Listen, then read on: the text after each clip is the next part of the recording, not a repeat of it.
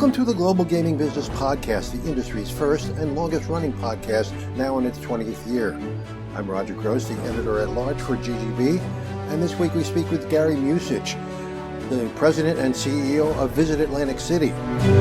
After a long career directing the meeting and convention business at several Atlantic City casino hotels, Gary Musich joined the Atlantic City Convention and Visitors Authority in 2005, becoming the vice president of sales for Visit Atlantic City when it was formed in 2023 and was elevated to the president and CEO in 2024. His knowledge of the casino business blends seamlessly with the efforts to bring the convention business to the Atlantic City Convention Center and its partners in the casino hotels of Atlantic City. He's been instrumental in helping to change the culture in Atlantic City when it comes to meetings and conventions, and explains why it is such an important element during the efforts to help Atlantic City casinos compete with New York City casinos over the next 4 years prior to their full implementation. He spoke with me about his plans in his offices at the Convention Center in July. Welcome to the Global Gaming Business Podcast. My guest today is Gary Musich, the CEO of Visit Atlantic City, the company that's the agency that's involved with bringing visitors to Atlantic City, whether it be meetings, conventions, or just as tourists. So Gary and I go way back, like many of the people that I interview. So Gary, thanks for joining us. I appreciate it. My pleasure. Thanks for having me. Great. Well, it's a difficult time for Atlantic City. You know, we've been through a lot. You know, I mean, I don't even want to go back to the pandemic, but you know, we're just recovering from that, and now we're facing kind of an existential threat from casinos in New York, full-fledged, you know, real casinos with table games and the regular slot machines and all the amenities of resorts. So, what can Visit AC do to kind of mitigate that kind of impact? So we actually started that process a year and a half ago when Visit Atlantic City acquired all of the marketing assets and took responsibility for branding, messaging, and everything marketing the destination. So it's not just meetings, trade shows. We took the leisure piece on. Right. And we started building on that. So if you look at what we've done with Visit Atlantic City, we started preparing. And look at what we did with visitaatlanticcity.com and how we built that out to be a resource for visitors of all types. Right. And the whole process of Visit Atlantic City and our purpose changed at that point. Right. So I would tell you that we started a year and a half ago. We've made a lot of progress. You can see the messaging and narrative change. You've gone from really what was a negative discussion about Atlantic City, right? Beach concerts went away, this went away, and that went away, to wow, look at what they're doing now. Oh, I saw your advertising, I saw your commercials, your digital efforts, tremendous. Your meeting business continues to grow. So we've changed the discussion, right, which is a big part of how you combat. It's not the first time we've been through this in Atlantic City, but this playbook's a little bit different for us. Sure, absolutely. So one of your assets is the Boardwalk Hall, which is a great place to see a concert. I went to see The Who last summer and had a great time. Sound is really usually pretty good in there. Yeah. I mean, it's obviously it depends on the acts, but it doesn't seem to be utilized as much as it could be. You know, I think there's maybe something in there, some big show in there, maybe once every month or something, or is it? No, that's not correct. Okay. You know, so one of the things, so back to, you know, part of the acquisition and part of our strategic plan on the leisure side of it. People have to remember, if you break up our business here, right, half of what we do is meeting, trade show, and events, and that part of the business in Atlantic City is as big as major cities. Right. We do that with minimal air service, and we manage to bring 1 million people in here a year and utilize over 500,000 room nights just in the meeting, trade show, and conference business. The leisure piece behaves different, and we put strategically events like The Who, parades, air shows, and things like that. I put those into the leisure event category that drives leisure travel. Right. So let's go back to last year. Part of that, or in that plan on a long-term basis, to build and partner with everybody involved in that business. So promoters, our partner with OVG, who actually operates the building. Right. We now partner with them on how do you drive business here. And we decided, okay, hey, there's a good way to do this. We already do it with the convention business. So whether, you know, people look into this or not, everything is incentivized in some way, shape, or form. And if you want to compete with not just concerts, but boxing. Right. Let's Sure. go back to April 16th, Absolutely, the Boots yeah. Ennis fight, one of the biggest fights you've had in this city and in Boardwalk Hall in a decade. Yep. If you wanted it here instead of Atlanta, that takes a partnership, it takes sponsorships, it takes site fee subsidies, it takes some effort to do that. So we put a plan together that says, how do we stimulate the city again to be an entertainment capital? So not just the Boots Ennis fight, but if you look at last year, Lil Wayne, the Who, Stevie Nicks last fall, that was all a partnership between and building relationship with promoters, working with OVG, and frankly coming up with a new business plan that can help bring new shows here. And we're continuing that now. Okay. It's important it will continue to be a big part of our leisure event strategy going forward. Because look, you just brought it up. Everybody's talking about it. Entertainment's back. And what did it do? It stimulated the industry to say, hey, okay, how do we compete with New York? Let's bring top name entertainment back. Right. Music's big again. Events are big again in Atlantic City. Right. So, in terms of the entertainment, do you have a buyer on staff, or do you partner with some of the big entertainment companies like Live Nation? So I say it's relationship building. To answer your question, we are also the Atlantic City Sports Commission, the Film Commission. That's part of what Visit Atlantic City is. So part of the sports and entertainment, we do have somebody on staff. That's on our sales staff, Dan Gallagher, whose responsibility is to help promote and bring in new entertainment. It varies, right? Pool tournaments, any kind of entertainment. The air show that drew 200,000 people that just finished was a tremendous success. So that's part of our marketing strategy going forward, part of our deployment, our sales deployment. It's a piece of his responsibility. It falls under Anthony Molina, our VP of Sales. Sure. And we'll continue to work on that. So it's a significant part of our strategy. Okay. So a few years ago, we had beach concerts, one or two a year, absolutely, and it drove a lot of people to town. But those things have ended. Why does that happen?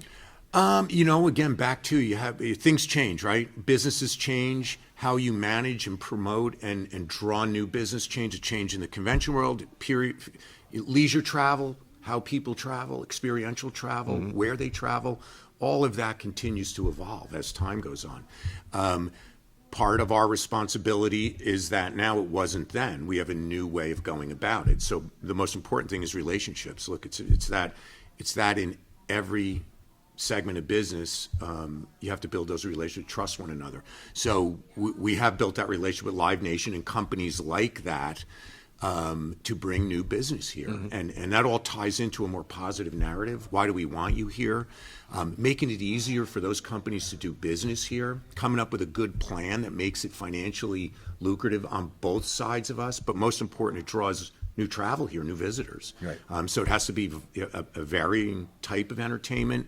A week from today, WWE will be in Boardwalk Hall. Okay. It's the first time in a long, long time. Right, Things yeah.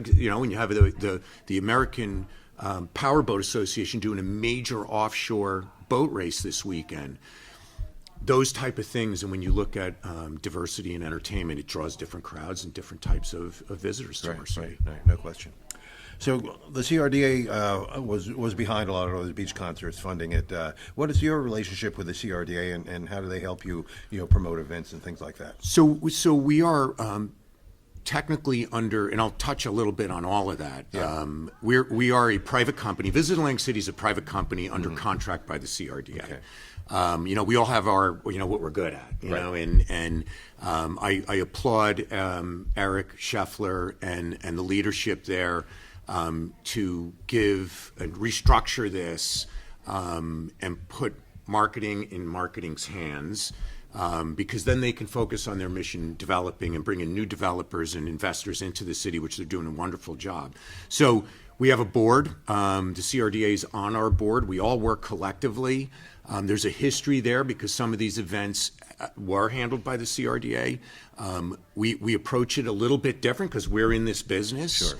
Relationships are different. We monetize, and we want to do that and look at the economic impact of these events. And if you look out in October, they're back. The beach concerts are back. You have Rufus Du Sol, August 29th, playing on our beach. It's sold out already. 35,000 was the sellout number. So they're back and back in a big way. And now we have the opportunity to start planning for 27, and we're already doing that. Yeah. So we work very closely with one another. Again, I point that our chairman is the executive director this year. We also have investors. We have the university. We have Atlanticare. We have the casino industry, the casino association. All have representatives on our board to help us make decisions on what's best for the destination going forward. Okay. So obviously a big part of your business is selling conventions and getting the meetings in here. So how is your sales staff structured now that you've kind of changed the way the organization is structured? It's changed significantly, and probably the biggest change is bringing Anthony Molino in from a major city like Chicago, the biggest convention city in the probably country. Absolutely. Who joined our staff a year ago, 2 weeks. You know, he's here just a year. Brought a different view of things. Redeployed the staff. We just came off the best production year, new business booked in 25 for the future. So we're looking at new things, new cities, deployment, meaning where are those sales folks pointed at, and what industries work in Atlantic City, and kind of starting from scratch. And when he came on board, we said, you know what, Anthony, this is your gig. Yeah. You know, you have free reign to rebuild and build on what we had. We had a successful program. The city's in 25 had the biggest convention year it's ever had, but most important is this business is now booked out through 2033. That's what you want. Further out, we can push it and get commitments from companies, organizations, associations, corporations, fraternal organizations. The healthier that market is, supply and demand, everything becomes higher demand, more expensive, but we're introducing the city to a different group of people. Great. So we're sitting here in the Atlantic City Convention Center, which I thought was excellent when it was built, and it's still being kept up to date. I mean, it's still fresh, and the location. I know I was here when they were arguing about where the location would be, and it seems like it got in the right place at the foot of where the railroad comes into the city. How have you been able to continue to book that? You just mentioned it's booked out through 2033. That's pretty impressive. So Visit Atlantic City does both. So we represent about 55% of the entire meeting, trade show, and convention market in the city. So we pretty much all the business in this building, in the convention center.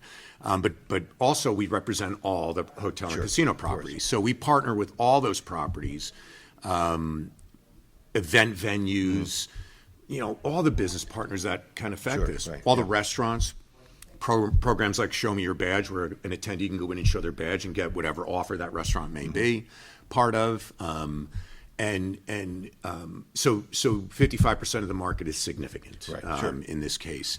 So it's all facets of it. What we want to see in this building, you know, this building is a great building. It's 29 years old now. We'd like to see this be the hub of these development locations throughout the city, like the Orange Loop, for example, over in the inlet, and these big projects that are planned. So does it operate in an incredibly efficient way? It's far busier than what people realize. And it's, you know, we're busy all the time. We're going to host 77 events this year. That's a lot. That's a big number for a building like this. So one of the issues about this property has always been the lack of hotel rooms. Even though we have all these big casino hotel rooms in town, there's still not enough to host a really large trade show of, say, even 30,000 people, right? Yeah, no, that's an old piece, data point. We never have an issue. The point is it's not, we have no issue with availability. It's not price. Like sometimes people say, oh, convention business, it's not price, it's product. We never have an issue getting rooms. It's a bigger part of the mix of business in Atlantic City, and that's the result of gaming expanding everywhere. The economic impact that the attendee brings to this city is significant. The properties acknowledge that. One of the things that's happened over this time period is this city used to have 700,000 square feet of event space, meeting space, excluding theaters and Boardwalk Hall, but including this building. This city has almost 2 million now. Right. That means the hotels and casino properties are investing in it because it's an important segment for them. Right. And that's how it's been able to grow to the size it is right now. Yeah. We've seen some great convention spaces built. Harris just built Waterfront Conference Center there. one, Borgata expanded theirs. Hard Rock updated and renovated all of their space. Fantastic space, as did Bally's. And throughout the city, every property has upgraded their facility to include a bigger part of this business. Sure. So the hotel that's actually connected to the convention center, the Sheraton, recently announced they're going to make half of their rooms condos and cut the other half for hotel rooms. How is that going to affect the property here? Well, if the question is, do I think that's a good idea? The answer to that's no. Yeah. I don't think it's a good idea. But we're gonna shuffle and come up with a plan for that, which we have already. Yeah. It is what it is, and we'll adjust how we do business. It's important to have a headquarter hotel as part of this campus here. Sure. That's why I'd like to see it become a development hub for future development investment. I think it will be. If you look at what is being planned or at least talked about in expansion in New Jersey itself, the second bullet point on a proposed convention center, which is down the road in North Jersey, is a headquarter hotel. It's an important part of this. Can we work with that? Yes, because we have 18,000 rooms in this city. We have product that is as good as anything or better than anything throughout destinations like this. We have great partnerships with those properties. The fallacy of getting rooms is just a fallacy now. Everybody wants a piece of this business. They're all partnering with us, participating in our marketing calendar. If we have to, we'll add things like customized shuttle service, which we do for big groups now anyway. But some of the biggest groups we've ever booked were booked in 25 for the future. American Bus Association, 10,000. We host the Northeast Pool and Spa Association, 13,000. So we do it now. Yeah. It's logistic changes that will happen. As long as those rooms that they still remain there are of high quality, then we'll work with that. Yeah. And my understanding is that's the case. Is it the best scenario? No. Will we move and work with what we have? Yeah, because we have great facilities in this city. Okay, great. So online gaming is legal in New Jersey. People don't realize, though, that the actual gaming part of online gaming has to happen in the within the boundaries of Atlantic City. So I remember a few years, Continent 8 opened up, a server farm here in the convention center. How does that impact the way you operate the property? It doesn't. No. There is no impact. Yeah. They're not leasing. They're building. They built out space that wasn't used, unusable space. It doesn't affect leasable space in the convention center itself. So exhibit space, any of the meeting room floors 3 and 4 doesn't affect any of that at all. Okay. So you mentioned that we've been kind of preparing for this impact for New York casinos for over a year and a half, and tell me how that happens. Is there an actual group put together that you are part of, or would you really like to see a group that is focused specifically on that? I mean, we do have 4 years here before the second and third casinos open at least, so we have some time.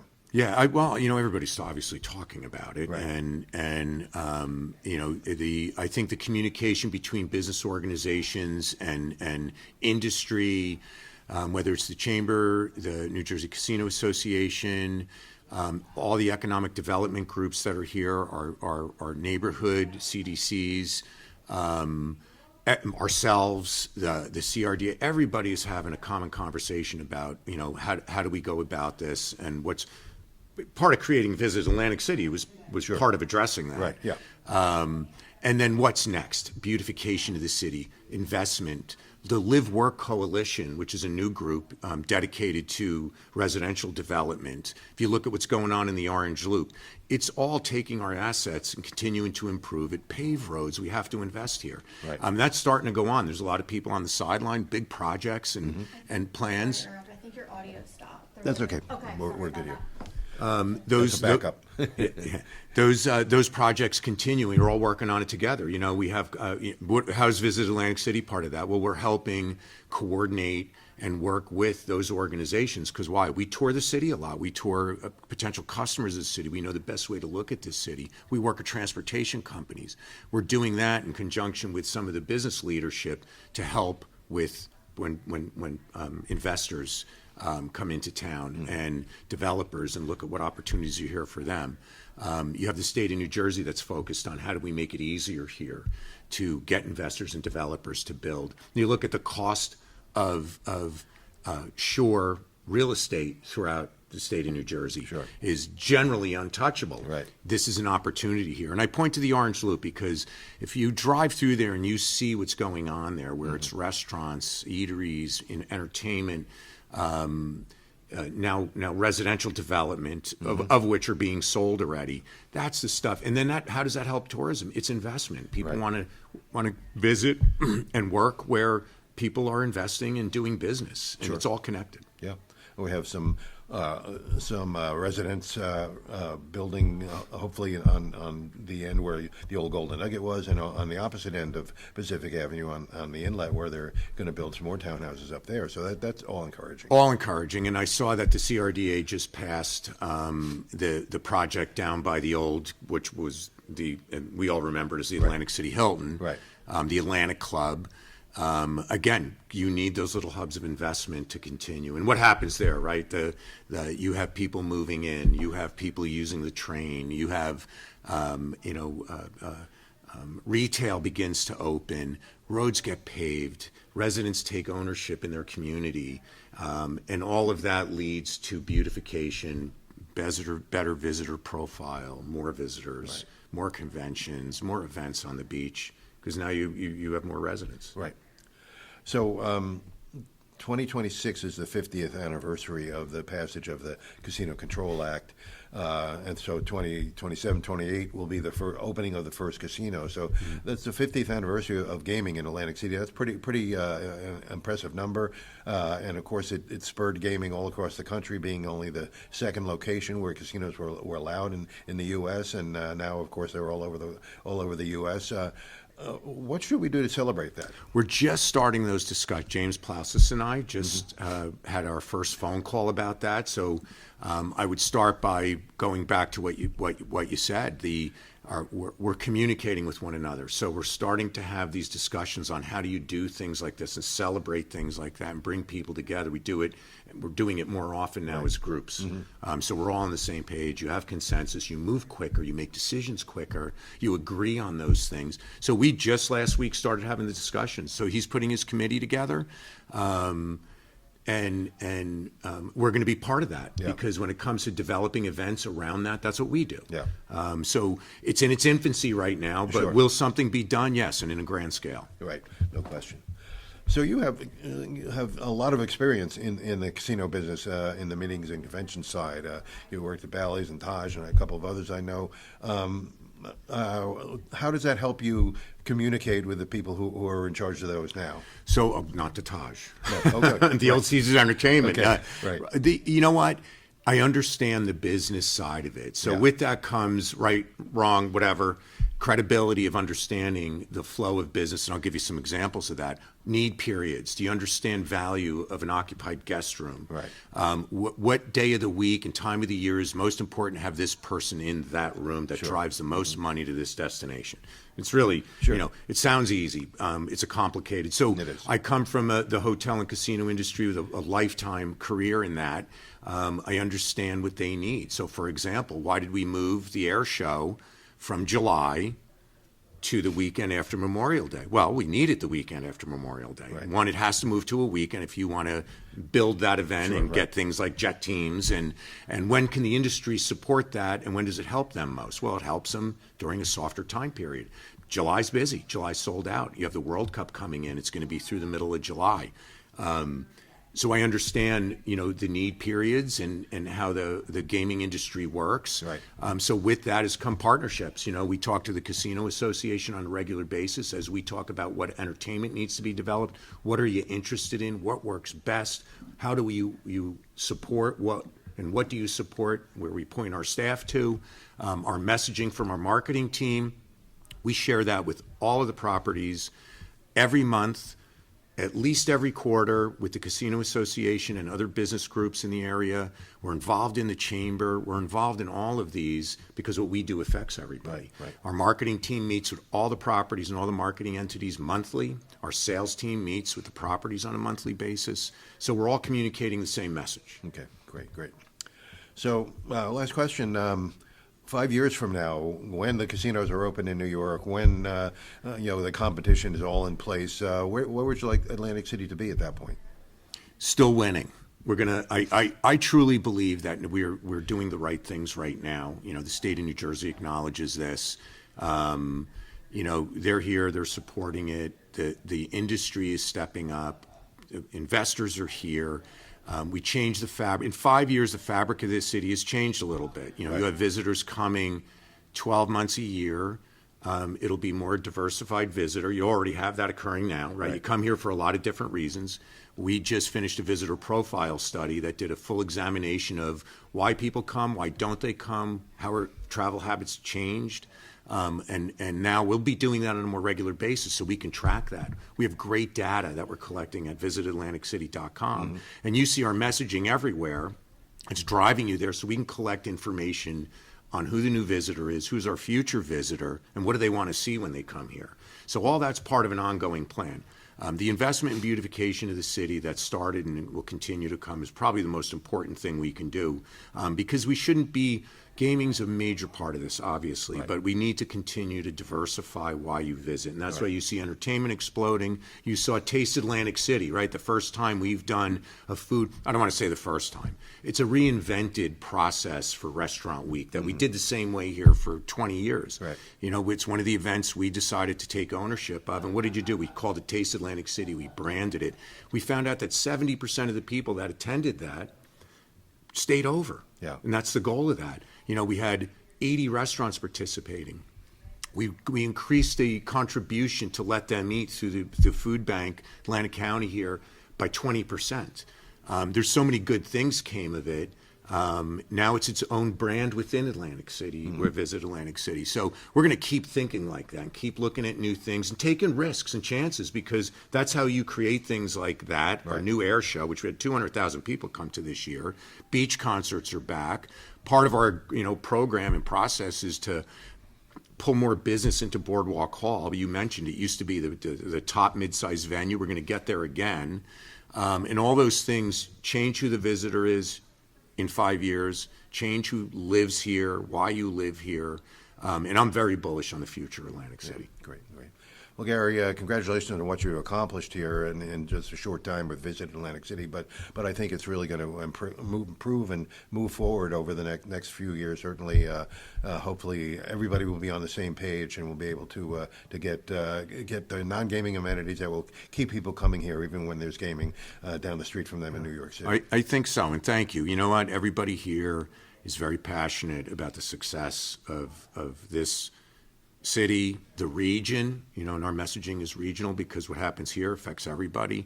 We're very passionate and we are determined to keep this city positioned as a viable destination for all those business segments. No question. Thanks very much. My pleasure.